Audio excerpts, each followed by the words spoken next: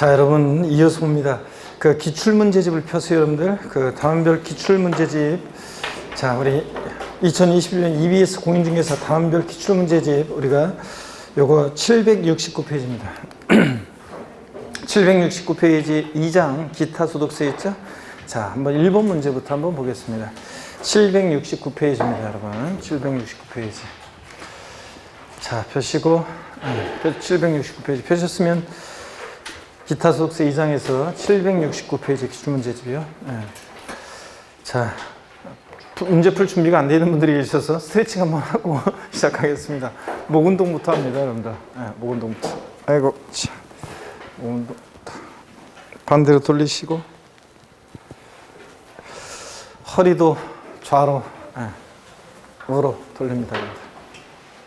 아이고, 기지개도 화끈하게 제끼시고, 어깨도 돌리시고. 날씨가 따뜻해지니까 옷차림들이 좀 점점 밝아지고 있는 분들이 계시는데 좋습니다. 아직까지 나는 낮에는 모르겠는데 아침 저녁으로는 추워가지고 막 그냥 춥죠, 요즘? 좀 추운데. 근데 그냥, 자, 반팔 입고 다니는 청춘들이 많아가지고 요즘, 그죠? 769페이지 봅니다. 자, 2장 기타 소득세에서 일부 문제 보니까요. 소득세법상 거주의 부동산 임대와 관련해서 발생한 소득에 관한 설명으로 틀린 거 그랬습니다. 24회 때 문제인데 1번 국외에 소지하는 주택 임대소득은 주택수에 관계없이 과세된다. 그렇죠? 고가주택과 국외 소주택은 1주택이라도 과세한다고 그랬죠? 주택수 관계없이. 맞습니다. 2번이요. 3주택, 법령에 정하는 소형주택 아니고요. 을 소유하는 자가 받은 보증금의 합계액이 2억 원인 경우 법령에 정하는 바에 따라 계산한 간주임대료를 사업소득 총수익금에 산입한다. 보증금이란 말 나오면 이거 뭐예요? 보증금이나 전세금이란 말 들으시면 전세주택이죠? 전세주택은 몇 주택부터? 3주택 이상이면서 엔드 보증금 합계액이 얼마? 3억 원을 초과해야 되는데 초과하지 않았으니까 간주임대료 총수익금액에 산입하지 않습니다, 여러분. 그래서 2번 산입한다는 거 틀렸죠, 여러분들? 2번 정답입니다. 3번 보니까 2주택, 법령에 정하는 소형주택 아니고요. 2주택과 2개의 상업용 건물을 소유하는 자가 보증금을 받은 경우, 그러면 이거 전세주택이라는 얘기죠? 보증금 받고 주택 임대했고 상가 임대했습니다. 2개의 상업용 건물에 대해서만 법령에 정하는 바에 따라 계산한 간주임대료를 총수익금에 산입한다. 맞잖아요, 여러분들. 자, 여기 보시면 지금 주택 두 채하고 상가 두 채가 있잖아요. 그러면 상가는 무조건 어떻게 한다? 자, 전세든 한 채든 두 채든 월세든 전세든 상가는 무조건 과세하고, 근데 주택은 두 채일 때 소위 보증금 받고 임대한 전세주택은 과세 안 해요? 안 합니다, 여러분. 자, 그래서 2개의 상업용 건물에 대해서만 과세한다. 맞죠? 네. 그 다음에 4번 봅니다. 주택임대수익이 과세되는 고가주택은 과세기간 종료일 현재 기준시가로 얼마? 9억 초과주택을 말하고. 5번이요. 사업자가 부동산을 임대하고 임대료 외에 전기료, 수도료 등의 공공요금의 명목으로 지급받은 금액이 공공요금의 납부액을 초과할 때 그 초과하는 금액은 사업소득 총수익금액에 산입한다 그랬는데, 여러분요, 우리가 아까 부동산 임대 사업소득 금액은 어떻게 계산하냐면 한번 보세요. 부동산 임대 사업소득 금액은 한번 봅니다. 자, 여기 한번 보시면 우리가 부동산 임대 사업소득 금액 계산할 때 이렇게 계산한다고 그랬어요. 부동산 임대 사업소득금액은 어떻게 계산하냐면 총수익금액에서 필요경비를 빼요. 비과세된 건 빼고, 자 제외하고 필요경비를 빼서 구하는데, 필요경비를 그랬을 때 이 총수익금액은 또 어떻게 구하냐면, 총수익금액은 임대소득에 대한 총수익금액은 아까 우리가 교재에서 봤어요. 어떻게 봤냐면 임대료, 그 다음에 간주임대료 이런 걸 합하고요. 또 관리비 수입이라는 걸 합해요. 관리비 수입, 그 다음에 관리비 수입, 그 다음에 보험 차익, 이런 것도 관리비 수입하고 보험 차익 이런 것들을 합해가지고 우리가 총 수익 금액을 구해요. 자, 그런데 이 관리비 수입이 있잖아요, 여러분들. 요거 하나만 기억해요. 뭐냐면 이 관리비 수입에 전기료, 수도료 같은 공공요금 있잖아요. 전기료나 수도료 같은 공공요금은 제외합니다. 공공요금은 여기 관리비 수입에서 제외해요. 그 다음에 나머지 청소비, 난방비, 관리비, 유지비 등 나머지 잡다한 건 다 포함해요. 예? 근데 이 관리비 수입에 전기료나 수도료 같은 공공요금은 관리비 수입에서 어떻게 한다? 제외합니다, 여러분. 그리고 나머지 청소비, 난방비 등 뭐 유지비, 관리비 다 포함하는데요. 예. 그래서 이런 얘기입니다. 그래서 여기서 생각해 보세요. 전기료, 수도료 등 공공요금의 명목으로 지급받은 금액이 공공요금의 납부액을 초과해요. 그러면 악용의 소지가 있잖아요. 그러니까 나머지는 전부 다 어떻게 한다? 총 수익 금액에 산입한다. 맞습니다, 여러분. 자, 이런 얘기고. 그 다음에 넘어갑니다. 770페이지 봅니다. 2번 문제를 보니까요. 소득세법상 거주자가 국내 소재 부동산 등을 임대해서 발생하는 소득에 관한 설명으로 틀린 것은 그랬습니다. 1번.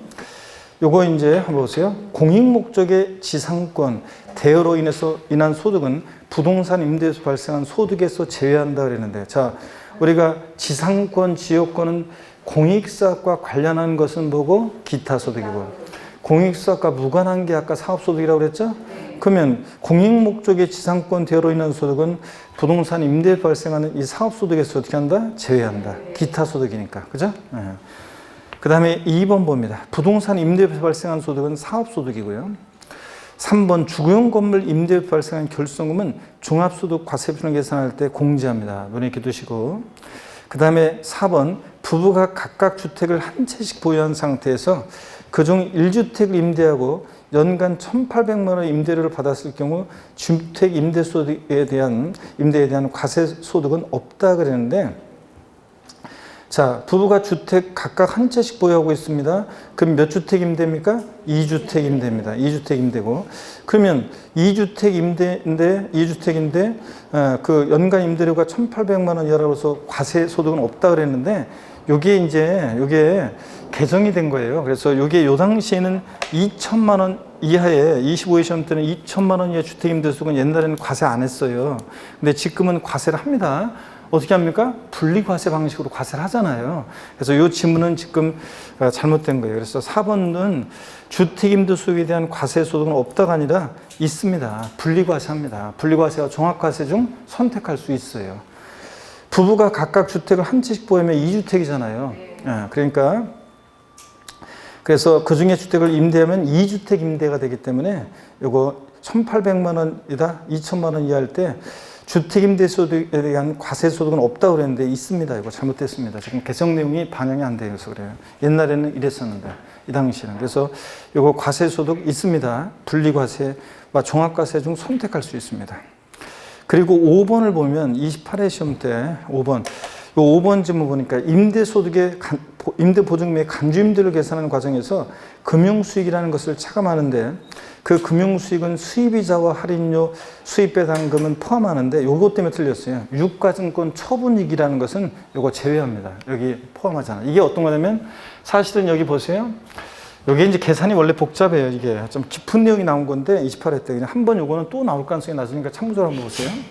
요 간주임대료 있잖아요. 요 간주임대료 요거 계산은 또 어떻게 하느냐. 간주임대료는 어떻게 계산하냐 그러면 요게 좀 복잡해요. 이게 그래서 자, 기출문제를 하다 보면 이게 막 난이도가 높아져가지고, 자, 한번 봅니다. 이런 거는 그냥 또 나올 가능성 낮으니까. 간주임대료는 어떻게 구하냐면, 간주임대료는 또 이렇게 계산해요. 이게 복잡해요. 간주임대료는, 자, 임대소득의 합계액에다가, 임대 수익금액에다가, 그러니까 보증금에다가 임대보증금 합계액 있죠? 보증금 합계액에서 3억 원을 빼요. 3억 원을 빼요. 왜 빼냐면 아까 자, 전세주택은 몇 주택부터 과세하고 3주택 이상이면서 보증금 합계액은 3억 원을 초과해야죠? 그럼 3억까지는 과세 안 하잖아요. 그러니까 3억 원을 공제해요. 그리고 임대소득의 100%를 과세하는 게 아니라 사실은 60%만 과세해요. 임대보증금의 100%를 과세하는 게 아니라 60%만 과세하거든요. 자, 그 다음에 60% 과세하고 여기다가 임대일수를 곱해요. 임대일수를 곱하는데, 이거 찍어야 되겠네. 임대일수를 곱하는데 365분에 임대일수를 곱하는데 만약에 71일이야. 임대일수가. 그러면 계산이 복잡해지겠죠?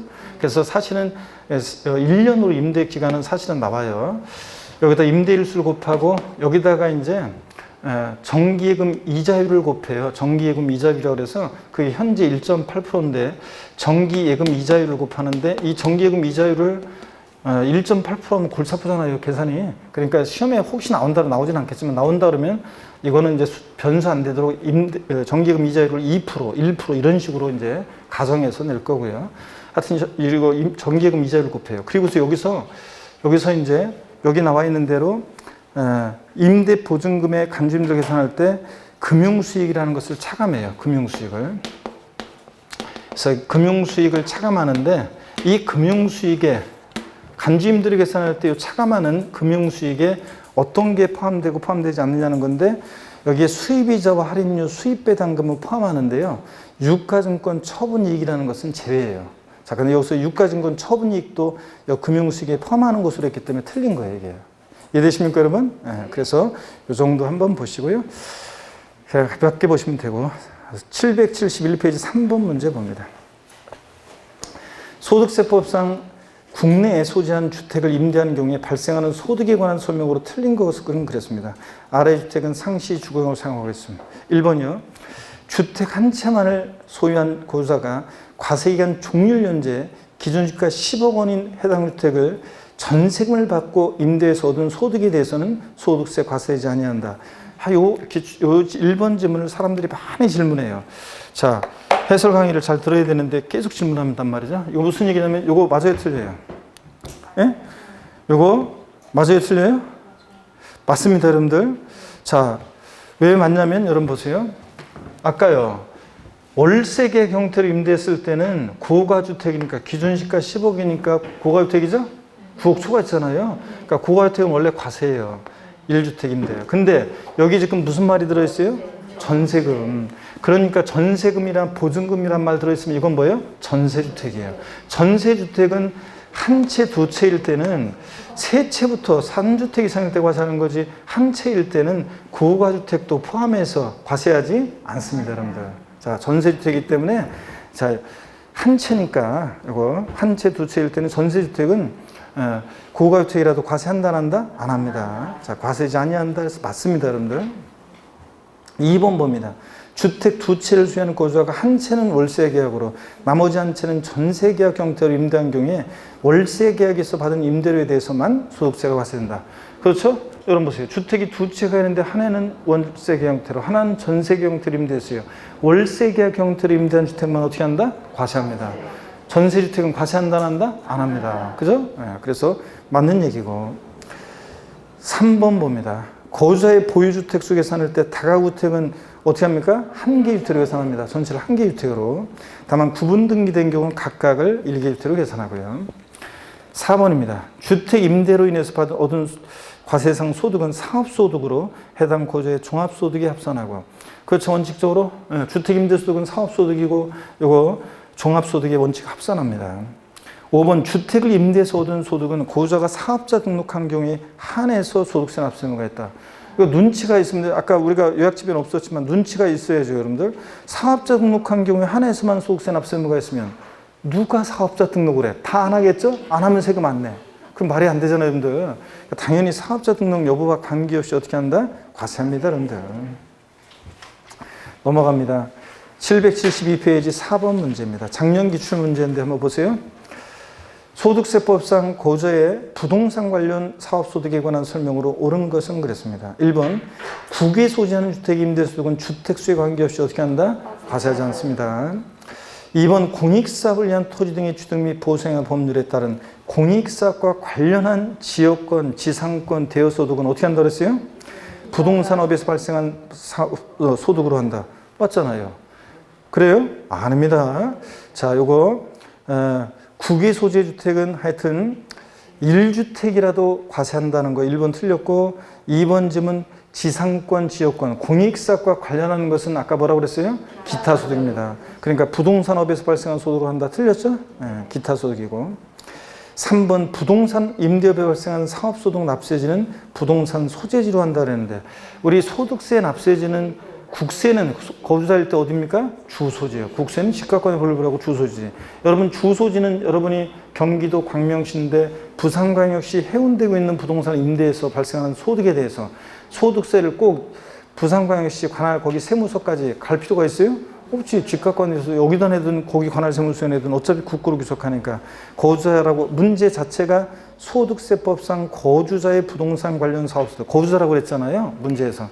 그러니까 이거는 어디다? 주소지 관할 세무서입니다. 그래서 주소지고 거주자의 주소지를 납세지로 하고 4번이요. 국내에 소지하는 논밭을 작물 생산에 이용하기 위해 발생하는 소득은 소득세를 과세하지 않는다. 아까 논밭을 작물 생산에 이용하기 하고 상대가 받은 것보다 비과세입니다. 일개 소유하는 자의 주택임대에서 비과세. 그래서 비과세 소득입니다. 그래서 4번이 맞습니다. 5번 주거용 건물 임대에 발생한 결손금은 종합소득 과세 표준 계산할 때 아까 공제할 수 있다 없다? 있다고 그랬습니다. 공제한다고 그랬습니다. 공제하지 아니한다 틀렸어요. 공제합니다, 여러분들. 자, 그래서 요거 5번 질문 이렇게 해서 정답은 하여튼 4번이 옳습니다. 작년에 나왔던 거고요. 자, 계속 이어서 봅니다. 713페이지 제3장 양도세 기출문제는 우리 핵심 요약을 먼저 또 보고 관련한 부분에 대해서 또 기출문제를 풀어보겠습니다. 먼저 여러분 어디로 가시냐면 양도소득세입니다. 524페이지로 봅니다. 524페이지 제3장 양도소득세입니다. 우리가 양도소득세는 여러분 보세요. 우리가 이제 여기 다 지울게요. 우리가 양도소득세는 뭐 시험 문제가 양도세는 시험 문제가 대여섯 문제가 출제되는 우리 시험에서 제일 중요한 세금이고요. 다 지우겠습니다. 아까 쉬는 시간에 다 어떻게 사진 뭐 적거나 사진 찍었죠? 네? 필기 다 했으니까 이거 지우겠습니다. 자, 보시면 양도소득세는 시험 문제가 양도소득세요. 양도소득세는 시험 문제가 자 대여섯 문제가 출제가 되는데 우리가 성격 특징 같은 것은 뭐 기초과정부터 가볍게 보시는 거고 양도소득세 과세 대상이 어떤 것을 양도했을 때 부과되는지 과세 대상 올해 개정 내용이 있기 때문에 주의해서 잘 보셔야 되고요. 그 다음에 양도소득세 양도에 부과하는 세금이니까 양도라는 게 뭔지 양도의 개념과 유형이요 이런 것들 양도에 해당하는 것과 해당하지 않는 것 그래서 시험에서는 이것은 따로따로 독립한 문제로 나올 때도 있고 이게 따로따로 독립한 문제로 나올 때도 있고 또 아니면 묶어서 문제 나올 때도 있고 그런데 가끔씩 2, 3년에 한 번씩 나오는데 올해는 여러분들이 출제될 가능성이 높아서 잘 보셔야 되겠습니다. 또 양도소득세요. 양도 또는 취득의 시 어느 때를 양도 시기로 하고 취득 시기로 하느냐. 양도소득세는 보유기간 판정이 중요합니다. 그래서 몇 년 보유하고 파느냐에 따라서 세금이 확 달라지는데 우리가 보유기간 그러면 당해자산 취득일로부터 양도일까지를 우리가 보유기간으로 합니다. 그래서 어느 때를 취득일로 하고 양도일로 하느냐 이게 이제 중요한 건데 보유기간이요. 그래서 양도 및 취득 시기 보유기간 판정이 중요한 건데 이것도 시험에 또 몇 년에 한 번씩 나오는데 올해 또 잘 주의해서 또 보셔야 될 때가 됐어요. 양도소득세 계산 과정. 양도소득세에서 제일 어렵다 그러면 여기가 어려운 거고요. 이 계산 과정에 많은 중요한 논점이 있고 시험 문제는 여기서 두세 문제가 출제가 됩니다. 그래서 어렵고 그래서 양도세 계산 과정 여기가 이제 제일 중요하고 어렵고요. 양도소득세 세금 계산했으면 돼야죠. 납세지를 어디로 하고 납세 절차. 양도소득세는 납세 의무자가 세금 계산해서 신고 납부하는 세금인데 그 관련한 얘기들 요거는 뭐 시험에 역시 단골입니다. 항상 출제 1순위고 그 다음에 어떤 경우에 양도소득세를 비과세하느냐. 비과세 소득도 시험에 매년 나오는 건 아니지만 여러분들이 항상 이것도 역시 출제 1순위로 항상 대비하셔야 되고요. 양도소득세 또 자 이런 것들을 테마로 해서 우리가 양도세를 대여섯 문제 대비하시면 되겠습니다. 자 그럼 먼저 우리 오늘 특징부터 한번 보겠습니다. 524페이지 특징인데 편하게 보시면 돼요. 이거는 그냥 읽어보는 거죠. 양도세는 국세고 직접세고 역시 인세입니다. 1월 1일부터 12월 31일까지 발생한 양도소득을 전부 다 어떻게 한다? 합산해서 과세합니다. 양도자별로. 1월 달에 부동산 팔고 5월 달에도 팔고 10월 달에도 팔았어요. 어떤 양도자가? 그럼 양도자별로 양도소득을 전부 다 어떻게 한다? 합산해서 과세하고. 분류과세한다고 그랬죠? 그래서 양도소득은 종합소득, 퇴직소득에 대한 과세 표준과 어떻게 한다? 구분해서 과세하고. 또 열거주의 과세합니다. 법에 열거된 소득에 대해서만 과세하고 열거된 자산을 양도했을 때만. 예정신고와 확정신고 납부 제도가 있죠. 그래서 양도세는 신고 납부하는데 예정신고, 확정신고라는 게 있습니다. 세율은 비례세율, 누진세율 다 적용되고 물납은 안 되는데 뭐는 허용된다? 분할 납부는 됩니다. 자, 그리고 양도세 과세 대상입니다. 양도세 대상은 토지, 건물 당연히 대상입니다. 근데 부동산에 관한 권리도 대상인데 부동산 이용에 관한 권리로서 지상권, 전세권, 등기된 부동산 임차권 대상인데요. 여러분 그 지상권, 전세권 있잖아요. 여러분들 그 지상권, 전세권에다가 돼지꼬리 땡야에서 여러분이 뭐라고 써놓냐면 지상권, 전세권은 등기와 무관하게 과세가 됩니다. 여러분들. 그래서 지상권, 전세권에다가 여러분 돼지꼬리 땡야에서 얘네들은 등기와 무관합니다. 등기와 무관하게 과세가 돼요. 그래서 미등기 지상권, 미등기 전세권 대상이 됩니다. 미등기 지상권이나 전세권도 대상이 된다는 것. 그 다음에 부동산 임차권은 반드시 뭐만? 등기된 부동산 임차권만 대상이지 등기되지 않은 부동산 임차권은 대상이 아닙니다. 지역권 대상입니까? 아닙니다. 지역권 대상 아니고 용익물권 중에서 지상권, 전세권은 대상인데 지역권은 대상 아닙니다. 다 체크고요. 또 부동산을 취득할 수 있는 권리 그래가지고 이 권리를 갖고 있으면 부동산을 취득할 수 있는 권리가 있는데 아파트 당첨권, 분양권, 조합원 입주권 같은 거요. 이런 것들은 갖고 있으면 나중에 자 보세요. 원래 소득세법 기본 통칭에는 이렇게 돼 있어요. 건물이 완성되는 때 제가 길어가지고 적지 않고 말로 할게요. 건물이 완성되는 때 건물과 이에 딸린 토지를 취득할 수 있는 권리. 그리고 그 예가 뭐냐면 아파트 당첨권, 분양권, 조합원 입주권이야. 이런 것들은 갖고 있으면 번계약 체결해서 아파트 완공되면 건물과 그에 딸린 토지를 취득할 수 있게 되잖아요. 그래서 건물이 완성되는 때 건물과 이에 딸린 토지를 취득할 수 있는 권리 이런 것도 대상이 되고 또 토지 상환 채권, 주택 상환 사채 같은 상환이란 말 들어있는 이런 채권도 대상이 되고요. 토지 상환 채권, 주택 상환 사채 이런 거. 또 부동산 매매 계약을 체결한 자가 계약금만 지급한 상태에서 양도하는 권리 이런 것도 대상이 돼요. 우리가 부동산 매매 계약을 체결할 때 계약금을 왜 치러요? 계약금을 치른 자가 치르지 않은 자보다 우선적으로 그 계약을 완성시켜서 부동산을 취득할 수 있는 지위 권리를 갖게 되니까 계약금 치르는 거잖아요. 그래서 부동산 매매 계약을 체결한 자가 계약금만 지급한 상태에서 양도하는 권리 이런 것도 대상이 됩니다. 자, 이런 것들이 더 있어요. 이렇게 쭉 원래 등등. 자, 그래서 제가 길으니까 말로 했고요. 그래서 쓰기 좀 보여서 525페이지 특정한 주식 두 가지가 기타 자산인데요. 특정 주식 그래가지고요. 특정 주식 그 옆에다가 여러분 특정 주식 옆에다가 3년 내 50이요. 이렇게 요건을 한번 적어 놓습니다. 50, 3년 내 50이요. 자, 특정한 법인 주식 어떤 거냐면 이 법인에서 말로 할게요, 여러분들. 이 법인에서 이 숫자를 바꿔서 시험에 나온 적은 없고 나올 가능성이 낮기 때문에 이해를 돕기 위해서 이게 어떤 건지만 이 법인에서 부동산에 관한 권리가 차지하는 비율이 50% 넘어요. 이 법인의 자산 총가액 중에서 자산 요건이에요. 자, 그 다음에 주주 요건, 주주 1인과 기타 주주가 보유하는 주식이 전체에서 50% 넘어요. 주식 많이 갖고 있네요, 얘네들. 그 다음에 양도 요건이요. 자, 이 법인에 있어서 주주 1인과 기타 주주가 주식을 여러 번에 걸쳐서 양도할 때 그 주식이요 3년 내에 50% 넘게 양도될 때 그 주식은 양도세 대상이 됩니다. 그래서 50, 3년 내 50 요거고 그 다음에 거기 특정 법인 주식 이게 뭐냐면 사실은 스키장, 골프장, 휴양 콘도 같은 걸 의미하는 특수업종 영위하는 부동산 과다 보유 법인의 주식을 말하는 건데 80% 단안주 이렇게 써놓으세요. 자, 이 법인에 있어서요 자산 총가액 중에서 부동산에 관한 권리가 차지하는 비율이 80% 넘어요. 부동산 많이 갖고 있죠? 근데 골프장이나 휴양 콘도 같은 법인은 뭐 부동산 빼면 뭐 있겠어요. 그래서 80% 넘게 보유하고 있는 이런 법인은 단 한 주를 매각하더라도 대상이 돼요. 자, 그래서 특정 주식과 다르죠? 양도 요건. 자, 그래서 기타 자산으로서 양도세 대상이 되는 특정한 법인 주식 두 가지가 있는데 요건이요. 저랑 같이 가볍게 50, 50, 3년 내 50, 80% 단 한 주 이렇게 하고 지나가면 돼요. 다시 50, 다시 시작. 50, 50, 3년 내 50, 80% 단 한 주. 좋습니다. 요로 해당되는 주식이 기타 자산이에요.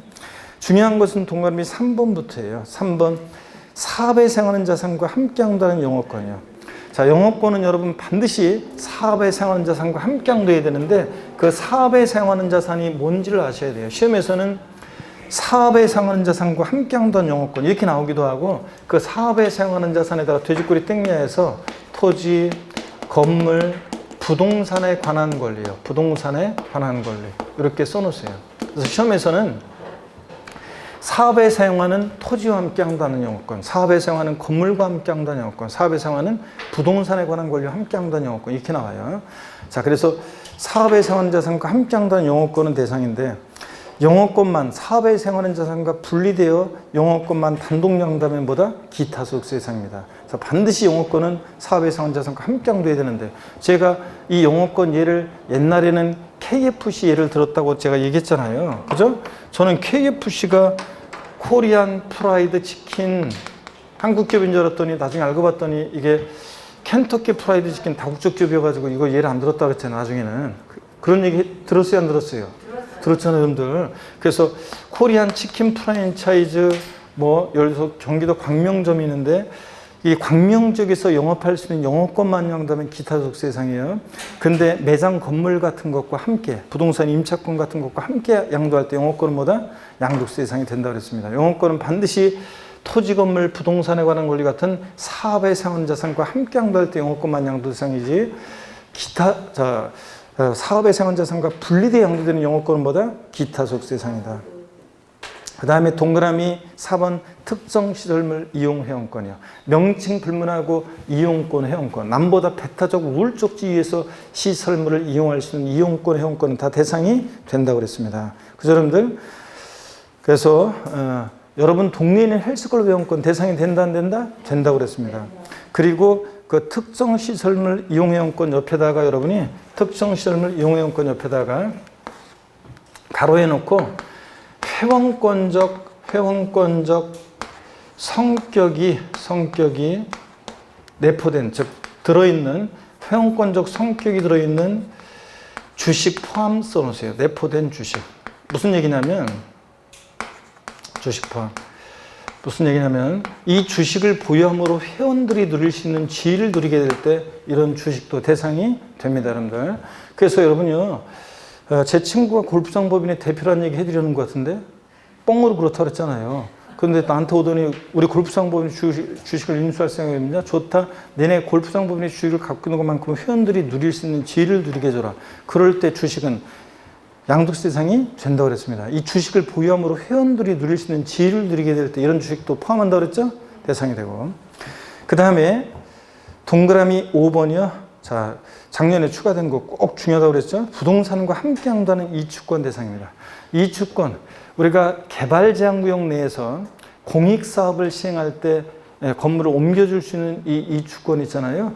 요거 대상이 되는데, 자, 가로가 중요하죠. 또 이주권 가액만 별도로 평가해서 따로 구분 신고하면 이건 뭐다? 기타 소득세 대상이다. 반드시 이주권은 뭐랑 함께 양도해야 한다? 부동산과 함께 양도할 때 이주권이 대상이다. 그래서 쫙 밑줄이고, 그 다음에 주식은 그냥 여러분들이요, 주권 상장법인 주식은 원칙 대상이 아니에요.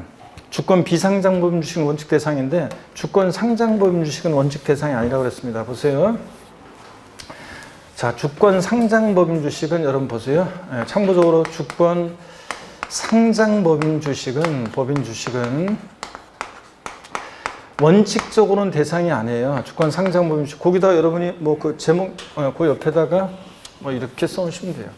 주권 상장법인 주식은 원칙은 과세 대상이 아니에요. 원칙은 과세 대상이 아닌데 예외적으로만 대상이 돼요. 그래서 예외적으로 대상이 되는데 어떤 경우에 예외적으로 대상이 되냐 그러면 대주주가 양도하거나 또는 대주주가 양도하거나 또는 엔드가 아니라 또는 장외 거래요. 증권 시장을 통하지 않고 장외 거래할 때 주권 상장법인 주식은 대상이 됩니다, 여러분. 자, 그래서 주권 상장법인 주식 대주가 양도하거나 또는 뭐 할 때 장외 거래할 때만 대상이 된다. 이렇게 여러분들이 적어 놓으시고요. 자, 그 다음에 동그라미 3번 외국 법인 그 발행 주식, 외국에 발행한 그 법인이 발행한 주식이나 외국의 시장에 상장된 일정한 법령이 정한 주식도 대상인데 자세한 거 할 필요 없고요. 파생 상품도 자세한 거 할 거 없고 그냥 금융 상품, 파생 상품 대상이다. 근데 올해 하나 더 추가된 게 있어요. 파생 상품 아래에다가 하나 더 추가합니다. 뭘 추가하냐면 신탁 수익권이라는 게, 신탁의 이익을 받을 권리, 신탁 수익권이라는 게 올해 양도세 대상으로 추가가 됐습니다. 그래서 신탁 수익권이라는 거 하나 더 추가합니다. 신탁 수익권. 그래서 신탁 수익권이라는 것이 추가가 됐다. 그 다음에 거기 팁의 특정법인 주식과 특수업종 영위법인의 주식의 요건이 자세하게 나왔는데 아까 제가 50, 50, 3년 내역시 80% 단한주에 해당되는 주식이에요. 자, 자세하게 줄 긋고 공부할 필요 없어요. 됐습니다. 넘어가면 돼요. 안 봐도 되고요. 그 다음에 주식 출자 지분에 대한 거 거기 525페이지 상장법인 주식 원칙 대상 아닌데 예외적으로만 대상이 된다. 대주강도하거나 증권시장을 통하지 않고 뭐 했을 때 장외 거래했을 때만 대상이 된다. 그런 얘기 나와 있고 주권 비상장법인 주식은 원칙으로 대상이 되고요. 근데 여러분요, 그 다시 좀 가셔가지고 524페이지 부동산에 관한 권리 그 아래에다가요 몇 가지만 좀 추가합니다. 여러분 지역권은 대상이 아니에요. 지역권 대상이 아니라는 거. 지역권. 그 다음에 거기 등기되지 않은 부동산 임차권은 거기 있으니까 됐고, 그 다음에 또요 저작권, 출판권, 상표권, 어권, 광어권 등 일체 무체재산권은 양도소득세 대상이 아닙니다, 여러분들. 이런 것들도 거기다가 또 추가해서 적어놓습니다. 교재 524페이지에다가요. 그래서 용익물권 중에서 지역권 대상 아니에요. 시험 몇 번 나왔어요. 미등기 부동산 임차권 아니에요. 저작권, 출판권, 특허권, 어권 등 이런 것들 무채산권 대상이 아닙니다. 이런 것도 추가해서 적어놓고요. 또 대상 아닌 것들 여러분 아까 주의해야 될 것이 영업권은 반드시 사업에 상한 자산과 함께 양도해야지 사업에 상한 자산과 분리되어 영업권만 단독 양도하면 보다 기타 소득세 대상이다. 이런 것들 특히 주의하시고요. 자, 그 다음에 됐습니다. 526페이지 대주주 요건이 나오는데 이런 거 볼 필요 없습니다. 대주주 요건 이런 거 볼 필요 없어요. 자, 그래서 이런 거 볼 필요 없고 외울 필요 전혀 없습니다. 대주주 요건을 시험에서 물어볼 가능성은 아주 극히 낮고 물어보지도 않을 거고요. 자, 필요 없고요. 그 다음에 양도소득세, 양도의 요건과 범위인데요. 누가 여러분한테 양도소득세 양도가 뭐냐 물어보면 한마디로 뭐라고 대답하시라고 했어요? 사실상 유상 이전이다. 이렇게 얘기하라고 했는데 그죠, 여러분들? 양도세 양도가 뭐냐 그러면 사실상 유상 이전이다. 이렇게 얘기하시라고 그랬는데 그 얘기를 좀 더 해드릴까요? 그러면 저쪽에다가 자, 한번 봅니다. 자, 양도소득세 양도는 뭐냐? 양도소득세는 양도에 부과하는 세금이니까 양도가 뭔지 개념과 유형을 아셔야 한다고 그랬습니다. 자, 그래서 양도소득세 양도가 뭐냐? 누가 물어보면 한마디로 양도세 양도는 사실상 유상, 반드시 대가를 받고 유상 이전이어야 한다. 사실상 유상 이전이어야 한다 그랬습니다. 그랬죠, 여러분들? 그래서 사실상 이전만 하면 돼요. 사실상 이전만 하면 되죠. 실질과세는 즉상 등기 등록과 무관하게 과세가 됩니다. 등기 등록과 무관하게 과세가 되고요. 무관하게 과세가 되고 또 사실상 이전해야지 형식적인 이전은 양도가 아니라고 그랬습니다. 형식적 이전은 양도가 아니다. 그 대표적인 예예요. 형식적 이전의 대표적인 예로 제가 뭘 들어드렸냐면 양도 담보 목적으로 이전이요. 양도 담보 목적으로 이전. 양도 담보 목적으로 이전은 자, 소유권 이전은 등기 형식은 소유권 이전인데 실질은 담보 이전. 여전히 채무자가 사용 수익하면서 변제가 돼서 돈을 못 갚으면 네 맘대로 알아서 해. 이런 게 양도담보 계약이라고 했잖아요. 1960년대, 70년대 어떤 어머니가 재봉틀 굴려서 한 집안에 가게를 꾸려나가고 있는데 돈이 필요할 때 이 재봉틀을 담보로 채권자로부터 돈을 빌리는데 이 어머니가 여전히 재봉틀을 굴려. 사용 수익은 여전히 어머니가 하는데 변제가 돼서 돈을 못 갚으면 이 재봉틀 네 맘대로 알아서 처분권만 이전합니다. 그러니까 등기 형식은 소유권이전인데 실질은 담보이전 이런 거 사실상 이전이 아니잖아요. 여전히 채무자가 소양취득하니까. 그래서 이런 양도 담보 목적으로 이전은 양도에 당하지 않는다고 그랬습니다. 근데 자 물론 이제 채무 불이행 등의 사유로 변제가 되는데 돈을 안 갚으니까 채권자가 이것을 매각했을 때 그때는 양도에 해당한다고 그랬습니다. 이따가 또 말씀드리고요. 그 다음에 사실상 유상이전 반드시 대가를 받고 이전해야지 무상이전은 양도에 해당하지 않습니다. 반드시 대가를 받고 이전해야지. 자 이렇게 해서 다시 누가 여러분한테 양도소득세 양도가 뭐냐 그럼 뭐라고 대답하신다? 사실상 유상 이전이다. 좋습니다 여러분.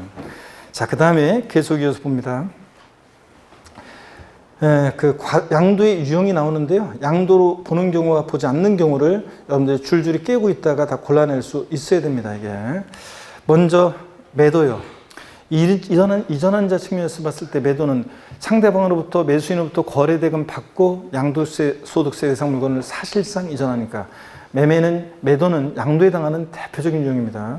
교환은 거래 양당사자 모두에게 양도소득세가 과세될 수 있습니다. 갑 소유의 A 건물, 을 소유 서로 맞바꾸면 자신 소유의 A 건물을 갑은 사실상 이전하고 상대방으로부터 을로부터 B 토지를 받고 이전하고 을은 자신의 B 토지를 갑한테 이전하는데 갑의 A 건물을 받고 이전하고 그러니까 교환은 거래 양당사자 모두에게 양도소득세가 과세될 수 있다. 법인의 현물 출자도 양도에 해당하죠. 출자자 입장에서 보면 설립회사로부터 주식, 신주를 배정받아요. 주식을 받고 양도세 물건을 이전하니까 법인의 현물 출자도 양도에 해당합니다. 대물변제요. 손해배상 위자료 지급에 가름해서 이전한다거나 위자료 지급에 가름해서 이전한다거나 대물변제, 채무를 면하는 대가를 받고 이전하죠. 이혼할 때 양도소득세 대상 물건으로 위자료를 주면 안 된다고 그랬습니다.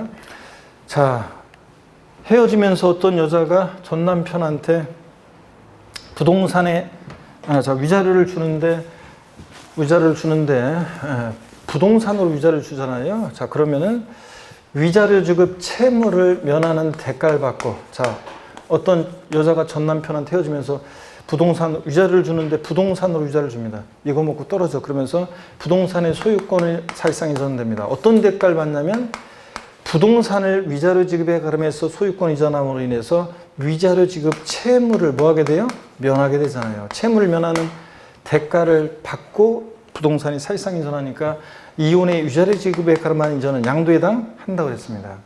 또 손해배상, 민법 750조 소극적 손해로서 손해배상에 위자료를 줘야 되는데 부동산으로 위자료를 주면 위자료 지급 채무를 면한 대가를 받고 이전하니까 역시 이것도 양도에 해당합니다. 돈 갚아야 되는데 갚을 돈이 없어서 부동산으로 위자료를 주게 되면 부동산으로 변제 가름하여 소유권 이전하면 이런 거죠. 우리가 대물변제라는 게 원래 이런 거잖아요. 갑이 금전 2억 원을 대여했어요. 대여금 채권에 대한 채권자고 그 을은 채무자입니다. 그러면 변제가 돼서 채무자가 돈을 갚아야 되는데 갚을 돈이 없어요. 마침 2억 상당의 부동산이 있었습니다. 이 부동산을 변제 가름하여 소유권 이전하면 을은 무슨 대가를 받느냐? 부동산을 대물변제함으로 인해서 소유권 이전함으로 2억 원 대여금 채무를 면하게 되잖아요. 2억 원 대여금 채무를 면한 대가를 받고 부동산 이전했으니까 대물변제로서 양도에 해당합니다. 이런 게 대물변제예요. 금전적 채무를 위자료 지급 채무를 면하는 대가를 받고 이전하니까 양도에 해당합니다, 여러분. 그 다음에 또 보세요. 거기 조세 물납도 양도에 해당합니다. 우리가 재산세를 물납합니다. 부동산을 지자체로 소유권 이전하고요. 물납한다는 것은 소유권 이전하고 대가를 받는데 무슨 대가를 받느냐? 조세 채무를 면한 대가를 받고 이전하니까 조세 물납도 양도에 해당합니다, 여러분.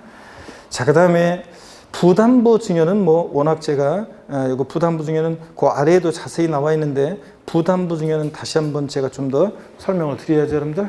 부담보 증여. 그래서 부담보 증여는 좀 더 설명을 드려야 되는데 어떤 거냐? 저를 한번 봅니다. 부담보 증여는 다시 한번 자세히 소개해 드리겠습니다. 여러분들이 취득세하고도 연결되어 있기 때문에 한꺼번에 취득세까지 소개해 드립니다. 잘 봅니다, 여러분들.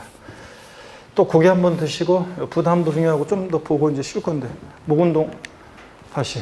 예. 아이고 자 반대로도 돌리시고 허리도 좌로 우로 돌립니다, 여러분들. 아이고 자 기지개도 화끈하게 제끼시고 어깨도 돌리시고 여러분들. 약간 더운 것 같아요 지금 여기가. 땀 나려고 하네 지금. 자 봅니다.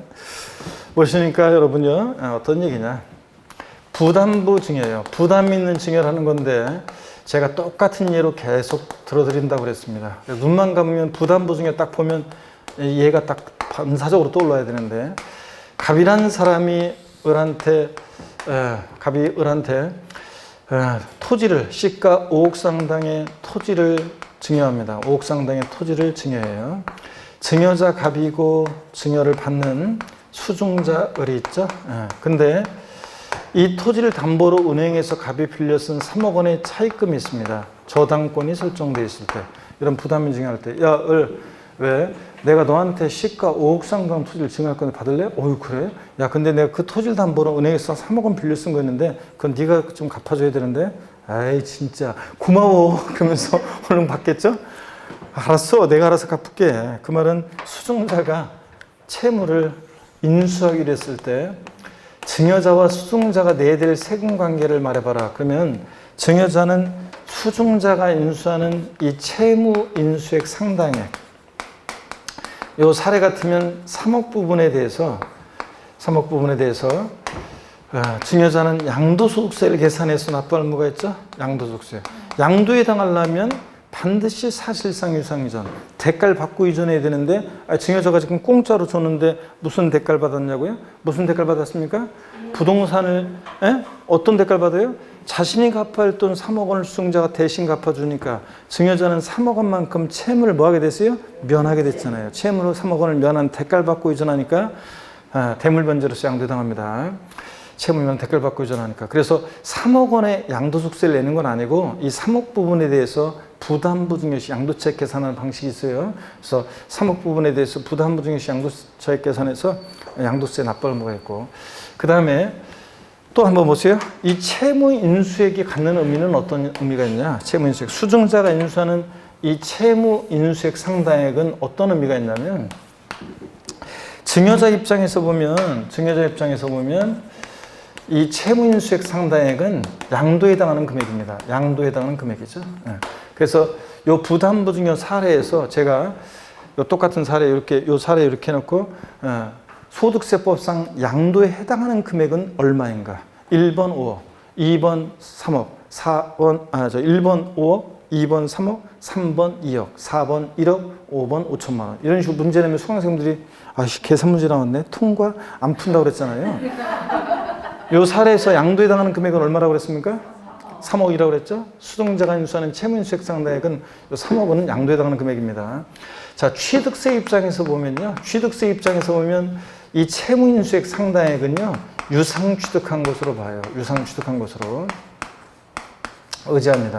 무슨 얘기냐면, 자, 취득세 입장에서 보면 이 수증자는요, 증여자한테 자신이 3억 원을 대신 갚아주니까 3억 원만큼 채무를 면해주는 대가를 주고 취득했다고 봐요. 채무를 면해줬잖아요. 채무를 면해주는 대가를 주고 취득했다고 봐서 채무인수액 상당액에 대해서는 유상취득으로 봅니다. 포인트는 유상취득으로 보냐 무상취득으로 보냐 포인트인데, 취득세에서는 수증자 입장에서 또 보면요, 이 채무인수액, 수증자가 인수하는 이 채무인수액 2배 자산이야. 자, 그러니까 여기에 5억에서 3억 갚아야 하는 돈 3억 뺀 나머지 얼마예요? 2억 부분에 대해서는 수증자는 증여세 계산해서, 증여에 해당되니까 증여세 계산해서 납부할 의무가 있고, 자, 근데 증여에 해당되고, 그 다음에 취득세 입장에서 보면 공짜로 받았으니까 무상 취득한 것으로 봅니다. 무상 취득한 것으로 보고요. 그 다음에 물론 얘네들이 배우자 직계점유 속간에 아닐 때 얘기지, 배우자 직계점유 속간에 부담부 증여하면 얘기가 틀려진다고 그랬습니다. 만약에 남편이 부인한테 부담부 증여했어요. 알았어 여보, 3억 원 내가 알아서 갚을게. 결국 남편도 갖다 갚겠죠. 만약에 아빠가 중고딩 자녀한테 부담 중했어요. 아빠 열심히 제가 학원 다니면서 아니면 수능 준비하면서 알바 뛰어서 제가 편의점에 해든 신문을 돌리든 해가지고 제가 요즘에 신문 돌리는 거 소용없나? 어쩌든 간에 뭐 했어든 제가 어쩌든 간에 갚을게요 아빠. 결국 아빠 돈으로 갚겠죠? 아버지 돈으로. 그러니까 배우자 직계점유 습관의 부담부 중에는 수증자에게 채무가요 인수되지 않은 것으로 추정해요. 인수가 돼야지만 증여자 입장에서 보면 3억 원만큼 채무를 면한 대가를 받았다고 그러는데 인수되지 않은 것으로 추정하니까 결국 5억 전체에 대해서 증여로 추정해서 증여세 부과되고 양도소득세 양도에 해당하지 않습니다. 다만 배우자 직계점유소득간의 부담부 중에는 항상 양도소득세에 과세되지 아니한다면 틀려요. 항상은 아니고 채무 인수 사실이 객관적으로 입증이 되면 양도를 보는 경우도 있어요. 그래서 제가 신혼부부 자녀한테 집 사줄 때 그냥 집 사주는 것보다는 대출 끼고 전세 끼고 이렇게 집을 사주면 단순 증여하는 것보다는 이 부분은 전세금이나 대출금은 양도소득세로 나머지는 증여세로 계산하면 반드시는 아니지만 대체적으로 세금을 더 단순 증여하는 것보다 절세할 수 있다고 그랬잖아요. 그래서 자 배우자 직계점유소득 간의 부담부 중에도 채무가 객관적으로 인수가 입증이 되는 경우는 양도를 보는 경우도 있다. 이렇게 알아두라고 그랬습니다. 자 그럼 교재 보세요 여러분들. 526페이지 그 맨 아래에 부담부 증여 봅니다. 원칙적으로 채무인수액 상당액에 대해서는 증여자에게 양도세 과세되고 채무인수액 이외 자산 부분에 대해서는 수증자에게 증여세 과세되고 저는 취득세까지 같이 말씀 다 드렸어요. 그 다음에 배우자 직계점유소득 간의 부담부 중에는 수증자가 채무를 인수하지 않은 것으로 추정해서 전체에 대해서 증여세가 과세된다. 다만 대가 입증이 되면 양도를 보는 경우도 있다고 그랬습니다. 여러분. 그 다음에 계속 다시 표로 올라가서 양가로 이번 양도의 유형 구분에서 이제 대물변제 소개드렸고 조세 물납 소개드렸고 부담부 증여까지 말씀드렸고 부담부 증여 시 채무인수액은 양도에 해당하고 수용 강제적으로 매매 이루어져도 수용도 양도에 해당합니다. 경매 공매도 양도에 해당합니다. 공매대금 경락대금 받고 이전하니까 제 친구 얘긴데 좀 물어봐도 될까요? 예, 제 친구 얘긴데도 괜찮아요? 예, 하면서 물어보면 얘기해드렸잖아요. 예? 공매나 경매의 경우에도 공매대금 경락대금 받고 이전하니까 양도에 해당합니다. 실제 양도소득세가 과세되느냐는 항상 변론이에요. 지금 우리가 배우는 거는 사실상 유상이전이냐 아니냐 양도에 해당하느냐 안 하느냐만 배웁니다. 1억에 사는데 7천에 경락이 됐다. 마이너스 3천이니까 양도세 안 내겠죠? 이런 거. 하여튼 수용, 공매, 경매 다 양도에 해당합니다. 그 다음에 양도로 보지 않는 경우요. 자, 다 이거 줄줄이 깨고 있어야 되는데 환지 처분으로 지목 지번 변경되거나 보류주로 충당되는 경우에 정책적 목적으로 양도에 해당하지 않는다고 그랬습니다. 원토지 소유자와 사업시행자 사이에 내부적으로 왔다 갔다 하는 것에 대해서 세금 부과하지 않는다고 그랬죠? 환지 처분으로 지목 지번 변경되거나 보류주로 충당되는 경우에 양도에 해당하지 않습니다. 이거 공익적 목적에 쓰려고 부리는 이런 거. 토지 경계 변경을 위한 교환도 양도에 해당하지 않는다고 그랬습니다. 여러분. 어떤 거냐면 여러분요 지적경계선 변경을 위한 토지 교환 잘 보세요 여러분들. 토지 경계가 이렇게 돼 있는데 자 이쪽 토지 소유자 갑이고 이쪽 토지 소유자 을 소유입니다. 경계가 지금 삐뚤삐뚤하죠. 그래서 토지 경계를 합리적으로 정하기도 합니다. 이렇게 그랬다 보니까 이쪽 토지 부분과 이쪽 토지 부분에 서로 토지 교환이 이루어지겠죠. 지적경계선 변경을 위한 토지 교환은 양도에 해당하지 않습니다. 단 분할된 토지 전체 면적이 분할 전 전체 토지 면적이 몇 프로? 20%를 초과하면 안 된다고 그랬어요. 20%를 초과하면 악용의 소지가 있으니까 이런 것들. 자 계속해서 봅니다. 그 다음에 양도담보 목적으로 이전은 양도에 해당하지 않습니다. 근데 채무 불이행 등의 사유로 변제 충당 매각할 때는 완전히 제3자에게 넘어가는 거니까 양도에 해당한다고 그랬습니다. 이거 양도담보 이거 생각 안 났어요 여러분들? 이거 근데 시간이 좀 애매하네요. 자 잠시 쉬었다가요 양도로 보지 않는 경우 여기부터 다시 한번 설명을 드릴게요. 양도소득세 양도로 보는 경우와 보지 않는 경우 줄줄 깨고 있다 골라낼 수 있어야 되는데 양도로 보지 않는 경우 여기 다시 한번 여기에 좀 설명을 드릴게요. 잠깐 쉬었다가요 다 보고 하기엔 좀 너무 그렇고 다 쉬었다가 이어서 봅니다.